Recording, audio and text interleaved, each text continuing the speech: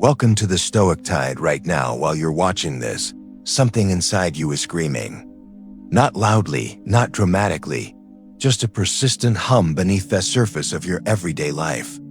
It's the version of yourself you haven't met yet, the one who's stronger, clearer, braver, more alive. And that version, they're tired of waiting for you to show up. You know that feeling when you see someone living the life you want, and instead of inspiration, you feel something sharper, something that cuts. That's not jealousy. That's recognition. Your soul saying, that could be me. That should me. Why isn't that me? The gap between who you are and who you could be isn't as wide as you think. It's not years of work. It's not some impossible transfer. It's not reserved for people luckier, smarter, or more talented than you.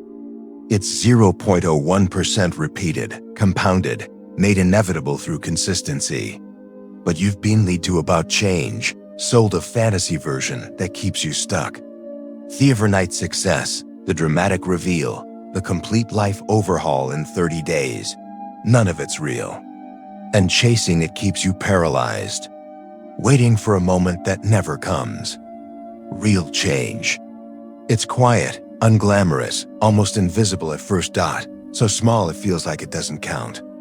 1% better sounds reasonable, but even that feels too big when you're starting from overwhelm. So we go smaller, 0.01%. 1/100th of 1%. A change so tiny your assistance doesn't even wake up. But here's where mathematics becomes magic. 0.01% improvement every day for 1 year doesn't make you 3.65% better. It makes you 37 times better. Because growth compounds, it multiplies. It builds momentum you can't stop once it starts. The butterfly doesn't force its tornado. It just flaps its wings. The universe handles the rest. Your small choice today creates weather systems of possibility you can't predict. You just have to make that choice. Ancient philosophers understood something we've forgotten in our addiction to instant results. They knew transformation isn't an event. It's a direction, a trajectory set by daily micro-decisions that either move you closer or keep you stuck. Marcus Aurelius ruled an empire while writing to himself, "The impediment to action advances action. What stands in the way becomes the way." Your obstacles aren't blocking your path. They are the path. The resistance you feel, that's not a stop sign. That's confirmation you're at the edge of growth. Every single person who's achieved what you want has one thing in common. They started before they were ready. They moved before they had all the answers. They chose 0.01% when perfection felt mandatory. And through that tiny consistent choosing, they became someone new. Not overnight. Through 1,000 unremarkable mornings where they showed up anyway. You're standing at a fork right now. This exact moment, one path leads to next year looking exactly like this year. Same struggles, same patterns, same version of you wondering when things will finally change. The other path, it starts with 0.01% with deciding that small is enough. That progress beats perfection. That becoming someone new doesn't require permission or perfect conditions or proof it'll work. It just requires starting today, now, this moment. So I'm asking you to commit not to being perfect, to being present, to giving your future self the gift of your full attention right now. Before we dive in, hit that like button, drop a comment, share this with someone, subscribe. Because we're building a community that chooses growth over comfort, action over excuses. Your 0.01% journey starts now, not tomorrow, not Monday now. I want you to declare this in the comments right now. I am ready for change. Let's begin. Number 1, the gap is the game. Stop running from the discomfort zone. Let me ask you something that'll reveal everything about where you're stuck. When was the last time you voluntarily chose discomfort? Not discomfort that happened to you, not stress from bills or problems or obligations, But discomfort, you deliberately walk toward on purpose, knowing it would be hard. I'm guessing it's been a while, maybe never. And that right there, that's the entire problem. We've been sold this toxic idea that life should feel good. That if something feels hard, painful, or uncomfortable, it means you are doing it wrong. That ease is the goal. Comfort is success. Smooth is thepeth. It's a beautiful lie, and it's destroying your potential. There's a concept in exercise science called progressive overload. Your muscles don't grow when you're comfortable. They grow when they're pushed slightly beyond their current capacity. Just enough to create micro tears. Just enough to trigger adaptation. Then you rest. Then you do it again. Each time pushing slightly further than before. Your mind works the exact same way. Your emotional capacity, your resilience, your confidence, your entire operating system. Growth doesn't happen in your comfort zone. But here's the part everyone gets wrong. It also doesn't happen in your panic zone. That zone where you're so overwhelmed, you shut down. Growth happens in the space between the discomfort zone where it's sharp but doable, challenging but not crushing, stretching but not snapping. That space, that's where 0.01% lives. Psychologist Lev Vygotsky calls this the zone of proximal development. It's the sweet spot where learning actually occurs, just beyond what you can do easily, but not so far that it's impossible. Most people avoid this zone their entire lives. They stay comfortable until life forces them into panic. Then they retreat back to comfort as fast as possible. They never deliberately practice in the discomfort zone. And that's why they never grow. Why 10 years of experience becomes 1 year repeated 10 times. Why potential stays potential and never becomes reality. Here's your 0.01%, 1% shift. Every single day, do one thing that makes you slightly uncomfortable. Not terrifying, not traumatizing, just uncomfortable, awkward, uncertain, new. Have a conversation you've been avoiding. Try a skill you're bad at. Speak up when you normally stay quiet. Ask for something you want. Set a boundary. Do the task you've been procrastinating. Something that makes your stomach tighten just a little. That makes you want to retreat. That triggers that voice saying, maybe later, maybe tomorrow, maybe never. Do it anyway. Note aggressively, gently, like you're testing a muscle you haven't used in years. Here's what most people don't understand. Confidence doesn't create action. Action creates confidence. You're waiting to feel brave before you do the brave thing. But that's not how courage works. Courage is doing the thing despite feeling scared. And then after you've done it, confidence quietly emerges. Think about the first time you drove a car.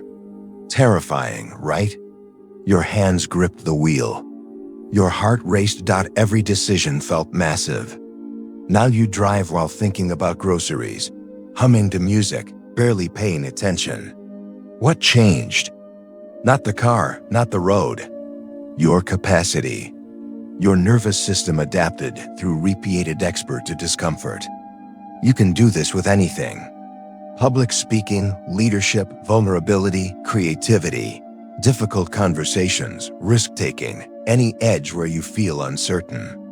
The discomfort zone is where your future self is forged. But here's the key. You can't live there 24 hours a day. That's burnout. That's unsustainable. That's panic zone masquerading as hustle culture. You visit the discomfort zone intentionally, briefly, daily, like going to the gym. You work out for an hour, not all day. The rest of your time, rest, recover, integrate. Let your nervous system adapt to the new capacity you're building. This is the rhythm of growth. Challenge, rest, challenge, rest. Each cycle, you expand what's comfortable. What used to be discomfort becomes your new baseline. And here's where it gets powerful. The gap between where you are and where you want to be. That gap is the game. You're not trying to eliminate the gap. You're trying to get comfortable being in the gap, learning to operate there, to exist in that space of not yet, but working on it. Most people see the gap as evidence they're failing. Look how far I have to go. Look at what I don't know. Look at who I'm not yet. Reframe it. The gap is proof you're growing. It means you're reaching for something beyond your current capacity. It means you're not stagnant, not stuck, not settling. The gap is information. It's showing you exactly where your next 0.01% needs to go. There's a technique in cognitive behavioral therapy called exposure therapy. It's how people overcome phobias. You don't avoid the fear. You gradually systematically expose yourself to it in controlled doses until your nervous system learns it's not actually dangerous.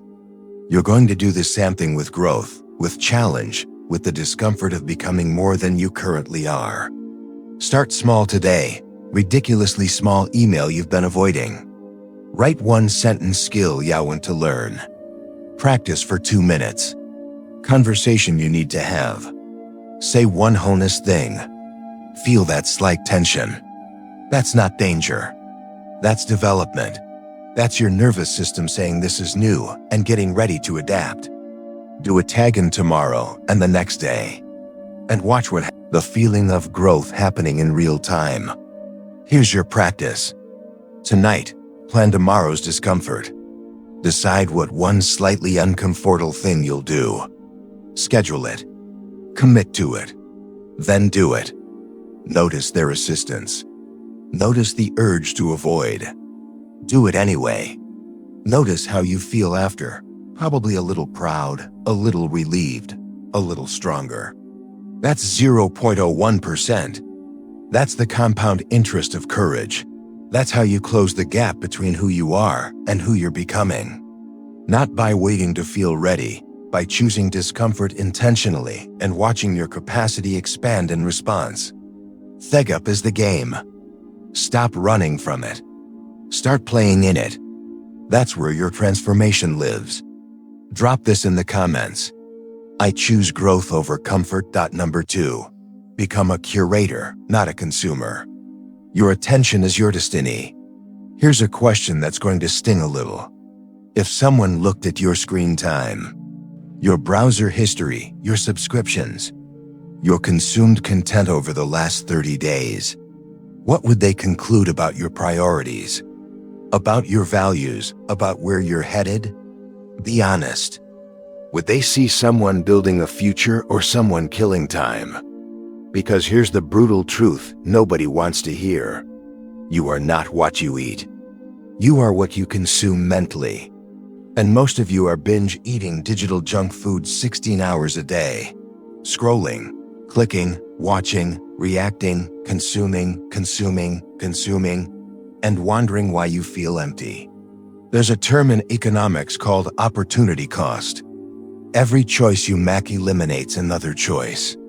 Every minute spent here is a minute not spent there, right now. While you're watching this, you're choosing not to do 1,000 other things. That's not bad. That's just reality. The question is, are you choosing intentionally or defaulting mentally? Most people aren't consumers anymore. They're consumption zombies autoplaying through life, letting algorithms decide what goes into their mind, letting other people's agendas colonize their attention. And attention is everything. Your attention is the most valuable resource you possess, more valuable than your time, more valuable than your money. Because attention is what you trade for everything else. You trade attention for knowledge, for relationships, for income, for growth, for entertainment, for distraction, for meaning or meaninglessness. Show me what you pay attention to, and I'll show you who you'll become. It's that simple, that precise, that unforging. Here's the shift. Stop being a passive consumer. Become an active curator. A consumer takes whatever is offered. A curator selects intentionally, chooses deliberately, says no far more than yes. Museums don't display every piece of art ever created. They curate. They select pieces that align with their vision, their standards, their purpose. You need to curate your inputs the same way.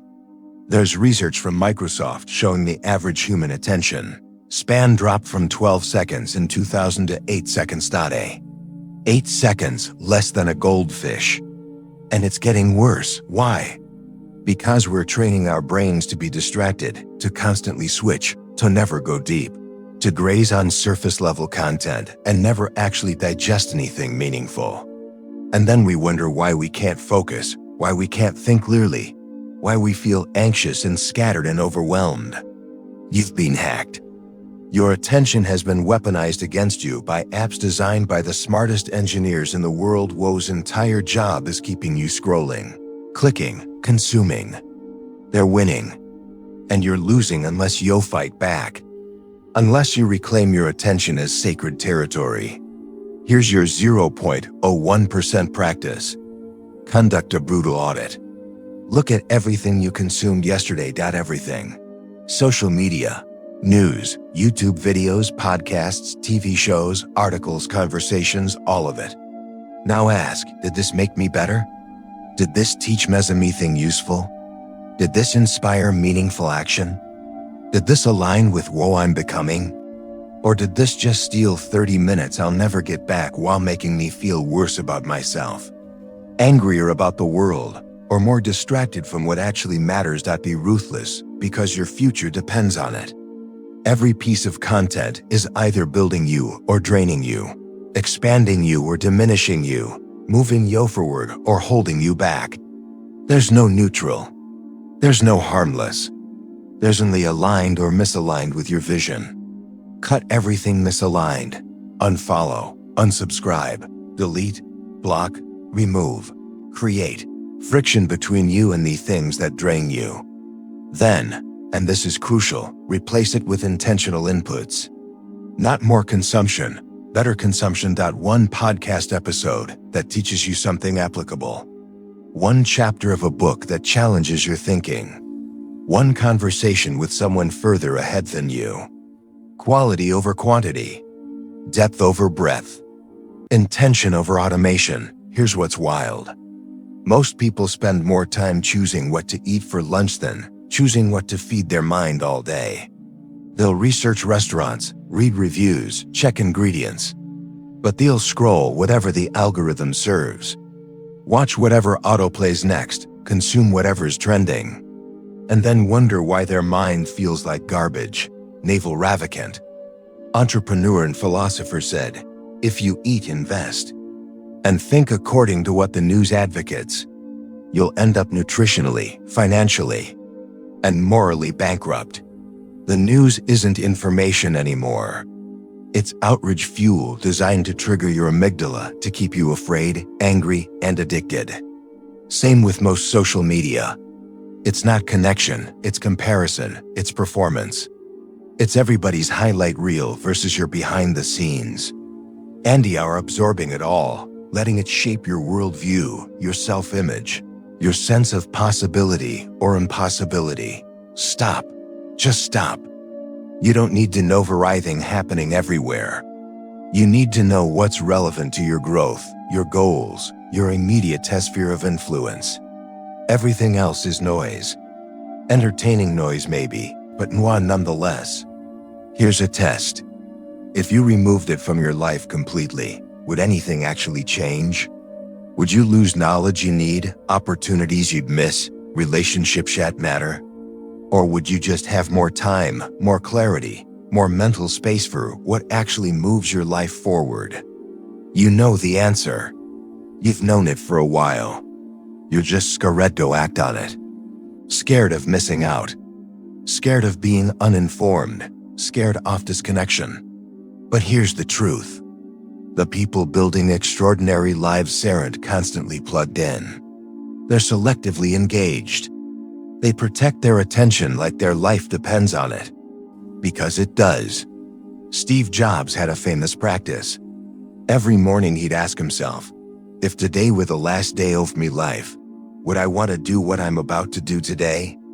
Ask yourself the same thing about consumption.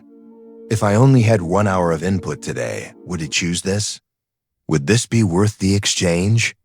Most of what you consume wouldn't pass that test. So why are you consuming it? Here's your new standard dot. Before you click, scroll, watch, or listen, pause, ask, is this aligned with who I'm becoming? Will this add value or just add volume?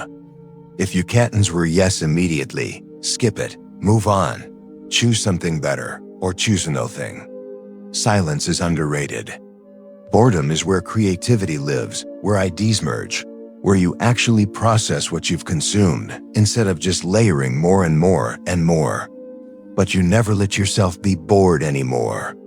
Every spare second gets filled with content, with stimulation, with other people's thoughts drowning out your own. Give yourself space. Give yourself silence. Give yourself permission to consume less and create more.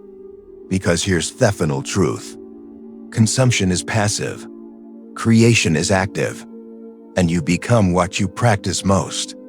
If you practice consuming all day, you become a consumer. If you practice creating even in small ways, you become a creator. One feeds you. One drains you. One builds a future. One borrows from it. Today, right now, decide what's your new curation standard. What stays, what goes? What gets your precious cerebral attention? Then enforce it, protect it, defend it like your life depends on it. Because your life, the quality of your thoughts, your emotions, * your actions, your results absolutely depends on it. Become a curator. Take back your attention. Watch how fast everything else changes when you change what you feed your mind. Drop this in the comments. I am the architect of my future. Number 3. Install the failure firmware. Make losing your competitive advent. Let me tell you about the most expensive mistake you're making right now. You're treating failure like it's optional, like it's something to avoid at all costs. Like smart people, successful people, winners somehow bypass failure in their way to the top. That's not just wrong. It's backwards. The most successful people you admire, they didn't succeed despite failure. They succeeded because of it, through it, by deliberately installing failure as part of their operating system. Let me explain what I mean. Right now, your relationship with failure is broken. You see it as evidence you're not good enough, as proof you should quit, as embarrassment to hide and minimize and never speak of again. So you play it safe. You stay small. You only attempt things you're pretty sure you can whine it. And in doing so, when asked about his failures, he said, "I have not failed, I've just found 10,000 ways that won't work." That's not positive thinking. That's accurate thinking. That's understanding that failure is data, information, feedback. The universe is telling you, not that way. Try this way. But you're not listening because you are too busy feeling ashamed, too busy protecting your ego, too busy pretending you never tried. So you don't have to admit you tried and it didn't work. Here's the shift. Stop avoiding failure. Start collecting it deliberately, systematically, like you're building a portfolio. Entrepreneurs have pitch decks. Athletes have highlight reels. You need a failureism, a running list of everything you tried that didn't work. Everything you attempted that flopped. Every risk that didn't pay off. Not to dwell on it, to celebrate it. Because each failure means you tried, you risked, you stepped outside the safe zone. You gathered data nobody sitting on the sidelines will ever have. Professor Tal Ben-Shahar at Harvard actually assigned this to students. Create a failure resume. Document rejections, mistakes, flops, embarrassments. The students found it more valuable than their actual resumes. Why? Because it revealed courage, growth, resilience, the willingness to be wrong on the way to being right. Your real resume, the one that matters, isn't what you succeeded at on the first try. It's what you failed at repeatedly and kept going anyway. Here's your 0.01% shift. Aim to fail at something small today on purpose. Intentionally try something you're bad at. Ask for something you might not get. Pitch an idea that might get rejected. Have a conversation that might go awkwardly, not recklessly. strategically with the explicit goal of practicing being okay with things not working out. Because right now, your nervous system treats failure like death. It triggers the same fight-or-flight response, same cortisol dump, same panic. And that response is crippling you, making you risk-averse, making you play small, making you choose comfort over growth every single time. You need to desensitize yourself to failure. The same way you desensitize yourself to cold water by taking cold showers, by deliberately exposing yourself in small doses until your system adapts. Athletes do this constantly. They practice missing. Golfers practice recovering from bad shots. Boxers practice getting hit and staying calm. They install Thayfiler firmware so when it happens in competition, they don't panic.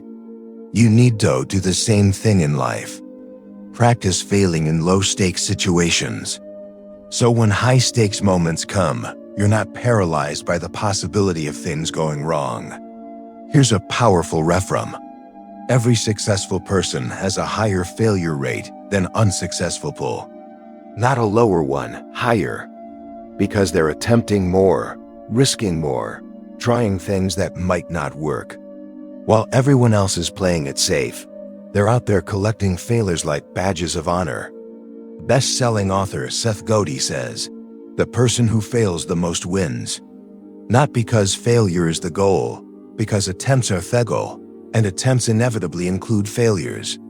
You're focused on batting average. They're focused on at-bats. You want to succeed every time.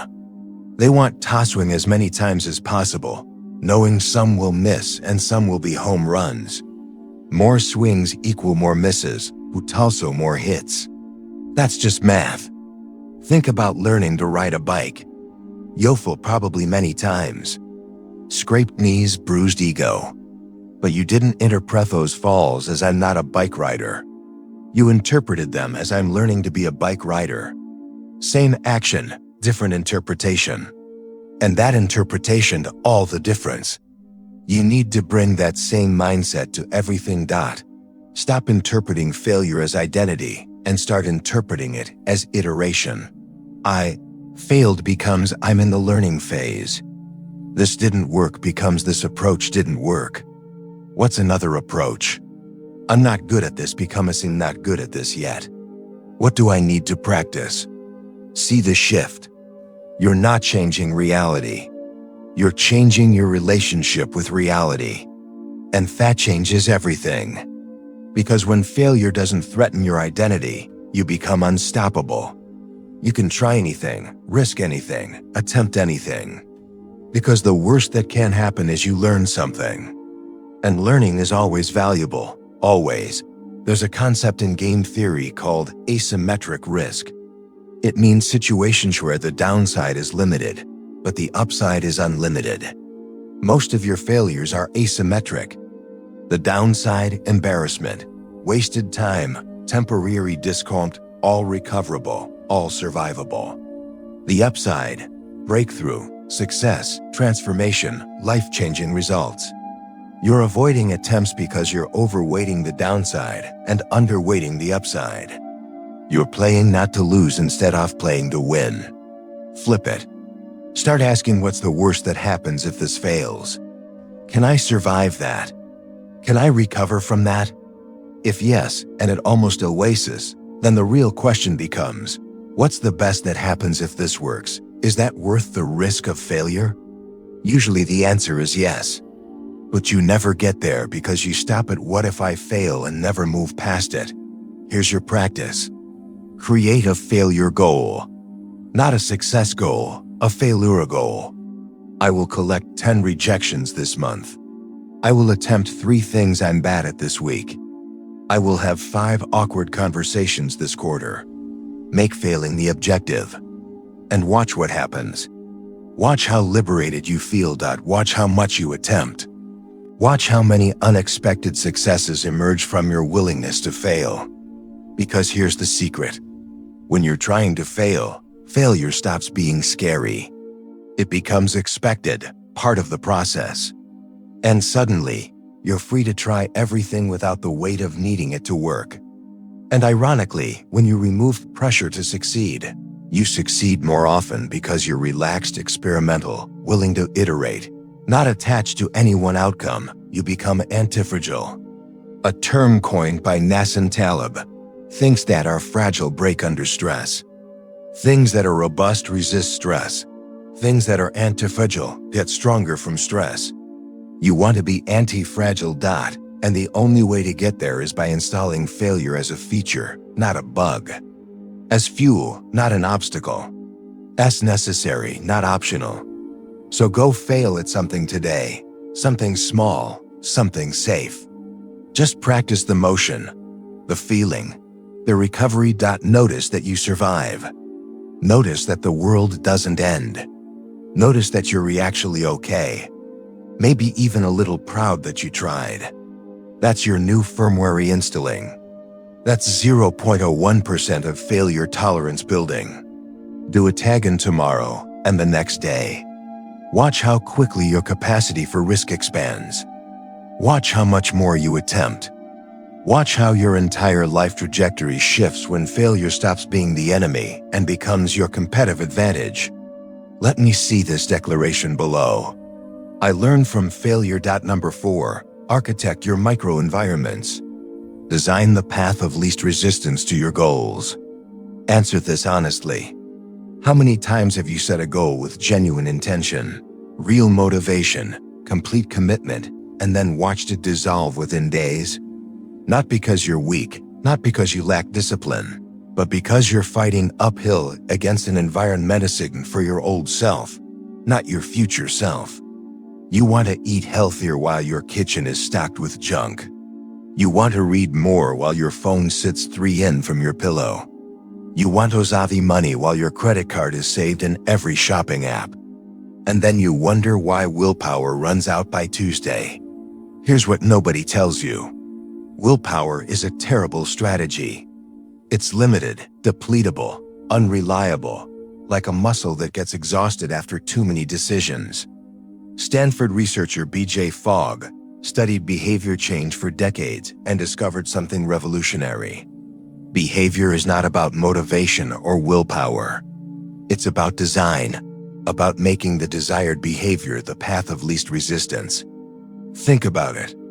You didn't brush your teeth because you have incredible discipline. You brush them because your toothbrush is right there on the counter. The toothpaste is next to it. The sink is ready.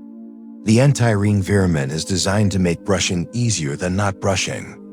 That's architecture. That's design. That's creating microenvironments where the right choice is the easy choice.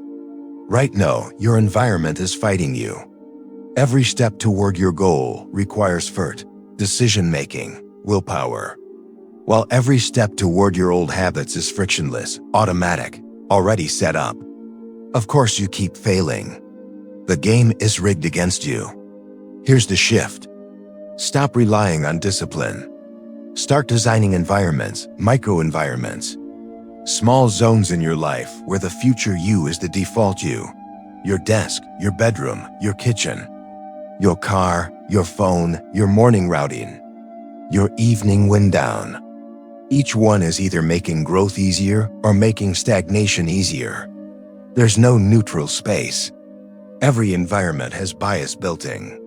Psychologist Kurt Lewin developed field theory, the idea that behavior is a function of the person and their environment. Change the environment and behavior changes automatically without effort, without willpower. The environment that makes it inevitable. What physical setup makes this easier? What obstacles can you remove? What can you prepare in advance? How can you reduce the activation energy from I should do this to I'm already doing this? Remove friction from good behaviors. Add friction to bad ones. Want to stop scrolling at night? Charge your phone in another room. Not just across the bedroom, another room. Make accessing it require getting up, walking, consciously choosing. Want to drink more water? Put bottles everywhere. Your desk, your car, your nightstand, your bag. Make not drinking water harder than drinking it. Want to write daily? Open a blank document before bed with tomorrow's date already typed. When you sit down in the morning, the page is waiting. No excuses, no stuff, just write. This is called implementation intentions in psychologies. Not just deciding what you'll do, but deciding when, where, and how you'll do it. Pre-deciding so your future self doesn't have to. Studies show implementation intentions double success rates. Double just by adding environmental triggers and removing decision points. Because here's the truth. Most failure happens at the decision point. That moment when you have to choose, when you have to activate willpower, when you have to fight inertia. Eliminate that moment. Make the decision in advance through environmental design. Make the behavior so obvious, so easy, so immediate that not doing it feels harder. James Clear wrote about this extensively in Atomic Habits. He calls it environment design and argues it's the single most underutilized strategy in behavior change. Most people try to change themselves. Smart people change their surroundings and watch themselves change automatically in response. Think about casinos. They're designed to keep you gambling. No clocks, now and dows, free drinks, maze-like layouts, constant stimulation. The environment is architected for one behavior. Stay and spend. They're not relying on your willpower to fail. They're designing an environment where willpower doesn't stand a chance. You need to do the same thing, but for your goals, for your growth, for the person you're becoming. Create zones, micro-environments with one purpose, one identity, one set of faux behaviors. Your workspace is for focus. Nothing else lives there. Not distractions, no temptations, just the tools and cues for deep work. Your bedroom is for sleep, not scrolling, not working, not eating. Just rest. Everything in that room reinforces one behavior. Your kitchen is set up for health. Visible fruits, pre-cut vegetables, water bottles, healthy snacks at eye level. Junk food either gone or hidden in inconvenient places. Each zone trains your brain. When I'm her, I do this. No decisions needed. The environment decides for you. There's a concept called decision fatigue. Every choice drains your mental energy. By the end of the day, you're making worse choices, not because you're weak, but because you're depleted. Barack Obama wore the same suit every day as president. Steve Jobs wore the same outfit, not because they lacked style, because they understood trivial decisions drain the same tank as important ones. They eliminate tennis decisions through design. You can do the same. Lay out clothes the night before. Meal prep on Sundays. Have a morning routine so automatic you could go to sleep. Remove choice from everything that doesn't matter so you have energy for what does. Here's your practice this week. Redesign one micro-environment. Just one. Your desk, your phone home screen, your morning space, your evening routine. Ask if this space was designed by Simeon, who already has the habit I want. What would be different? Then make those changes. Move things, remove things, add things. Create an environment that serves your future, not your past. And here's what's beautiful. Once it's set up, it runs on autopilot. You don't have to be motivated every day. You don't have to resist temptation constantly. The environment does the heavy lifting. You just show up and the design pulls you forward. Makes the right choice automatic. Makes growth the path of least resistance. This is 0.01% at the system level. You're not just changing behavior. You're building infrastructure that makes that behavior inevitable. Stop fighting yourself. Start designing for yourself. Architecture beats will power every single time. Your environment is either a greenhouse for your growth or a graveyard for your goals. There's no middle ground. Look around right now. What's your space telling you to do? What behaviors is it making easy? What version of you is it designed for? If it's not aligned with who you're becoming, change it today. Right now. Move one thing, remove one obstacle, add one trigger. That's your 0.01%, and it compounds faster than almost any other change you can make. Because good design doesn't just help you once, it helps you automatically, repeatedly, endlessly, every single day without you having to think about it. Design your microenvironments. Watch your life redesign itself in response. Comment this and make it your truth. I design my environment. Number 5. Operate on future logic, not current feelings. Borrow certainty from tomorrow. Here's the final framework. The one that is everything together. The one that separates people who transform from people who try and quit. It's about time, not managing it, collapsing it. Right now you're making decisions based on who you are today, what you feel today, what you know today, what seems possible today. And that's the trap, because today you hasn't achieved the goal yet. Today you doesn't have the evidence. Today you is operating from current limitations, not future possibilities. You're letting your present self make decisions for your future self. And your present self is scared, doubtful, uncertain, still carrying all the baggage and beliefs that created your current reality. Here's the shift that changes everything. Stop asking, what should I do? Start asking, what would future Meadow? Not the you from 5 years from now. The you from 6 months from now who's already done what you're trying to do, who's already become who you're trying to become.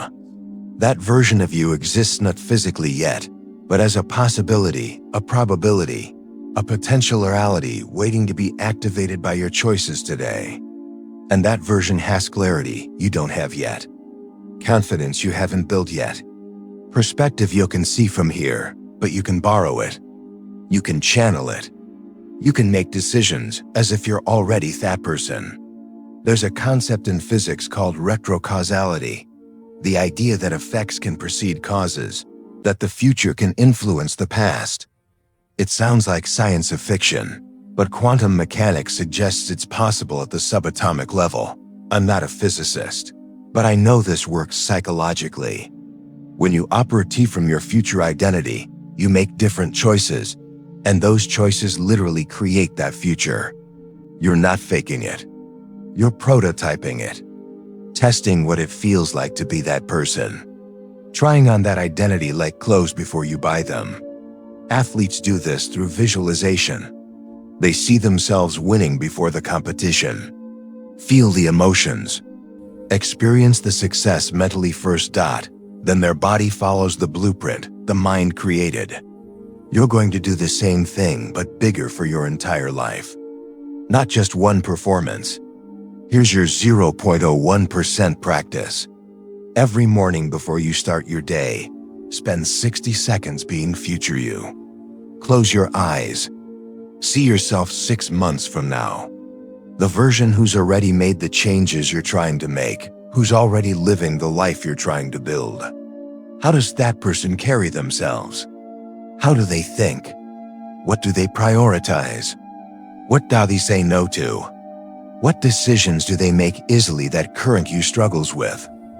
Feel into that version not as fantasy, as blueprint, as template, as guidance system. Then ask, what would future me do today? What choice would they make right now that current me is resisting? And do that thing even if it feels uncomfortable. Even if you don't fully believe it yet. Even if current you wants to choose differently. You're training yourself to operate on future logic instead of current feelings. Current feelings say, I'm tired. Skipped workout. Future logic says, future me never regrets working out, only regrets skipping. Current feelings say, this is hard. Maybe I'm not cut out for this. Future logic says, future me knows this is where growth happens. This is exactly where I need to be. Current feelings say, I'll start Monday. I'll wait until I'm ready. Future logic says, future me became future me by starting before they were ready. Today is the day. See the difference? You run at suppressing feelings. You're not ignoring emotions. You're just choosing which time frame to operate from. And that choice repeated daily literally creates your future, because you're making decisions your future self would make. You're taking actions your future self would take. You're becoming them in real time. There's a therapeutic technique called future self-visualization in addiction recovery. Patients imagine their life 1 year sober, their relationships healed, the self-respect restored, the possibilities reopened. Then they're asked, what does that version of you need you to do today? And suddenly the hard choice becomes obvious. Not easy, but obvious. Because they're not making the decision from their current craving. They're making it from their future freedom. You can apply this to anything, any goal, any change, any edge where you're stuck between who you are. Make it real. Make it specific. Then read it whenever current you wants to quit, hide, play small, or choose comfort.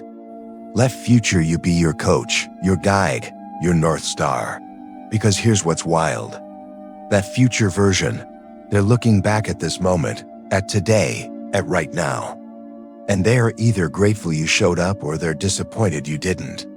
Either proud of your courage or sad about your fear. Which emotion do you want them to feel when they look back at today? That question cuts through all the noise, all the excuses, all the confusion. You know what future you wants you to do. You've always known. You just haven't been listening because current you is louder. Turn down the volume on current feelings. Turn up the volume on future logic. This is the final 0.01%. The one that integrates all the others. Because when you operate from your future self, everything else clicks into place. You naturally choose discomfort over comfort, because future you was built in the discomfort zone. You naturally curate better inputs because future you became future you through better information. You naturally embrace failure because future you knows failure was the tuition for success. You naturally design better environments because future you exists in an environment that supports growth. It all connects. It all compounds. It all starts with deciding to operate from tomorrow's certainty instead of today's doubt. Post this affirmation right now. I am my future self. So here we are. 5 frameworks, 5 mental shifts, 5 ways of thinking that sound simple, but contain nuclear-level power when you actually apply them. Let me bring it all home. You don't need to overhaul your entire life tonight. You don't need a dramatic transformation by sunrise. You just need 0.01%, 1%, one tiny shift, one small choice, 1 degree of difference. But you need it today and tomorrow and the day after that. Because transformation is an event. It's a direction, a trajectory, a consistent choosing of growth over comfort, future over present, becoming over the gap between who you are and who you could be. It's not as big as you think. It's not some impossible chasm. It's just a series of small decisions you haven't made yet. Decisions to sit with discomfort instead of running from it. Decisions to curate your inputs instead of consuming whatever's fed to you. Decisions to collect failures instead of avoiding them. Decisions to design your environment instead of fighting it. Decisions to operate from your future self instead of your current feelings. That's it. That's the entire game. Tiny decisions repeated daily compound into undeniable transformation. 1 year from now, 365 days of 0.01% improvements, you won't recognize yourself. Not because you did one big thing, because you did one small thing 365 times. And that consistency, that showing up when you don't feel like it, that choosing growth when comfort is easier, that's what separates people who change their life from people who just think about changing their life. You've watched this entire video. That means something. That means you're different. You're someone who finishes what they start. Someone who invests in themselves. Someone who's looking for the edge that makes the difference. Now prove it. Not to me, to yourself, to your future self who's waiting for you to finally show up. Choose your 0.01% for tomorrow right now. Before you close this video, what's the one micro shift you're committing to? The one small thing that aligns with who you're becoming. Write it down. Say it out loud. Drop it in the comments below, so the universe and this community can witness your commitment. And then do it tomorrow. When motivation fades, when it feels too small to matter, when nobody's watching, do it anyway, because that's when it counts most. That's when character is built. That's when future you is forged. Before you go, 3 things. Hit that like button if this resonated. If something shifted, if you see the path forward more clearly now. Share this video with one person. Someone who's ready, someone who's hungry. Someone who needs to hear that change isn't about perfection. It's about 0.01% repeated until it becomes everything, and subscribe. Because this is just the beginning. We're building something here. A community of people who choose growth, who understand that small, consistent actions compound into extraordinary lives. Thank you for being here. Thank you for choosing yourself. Thank you for believing that 0.01% matters, because it does. And so do you. Now go start your 0.01% journey. Today, right now, this moment, your future self is waiting, and they're going to be so grateful you started today. Drop this final affirmation in the comments. Today, I start 0.01% every day.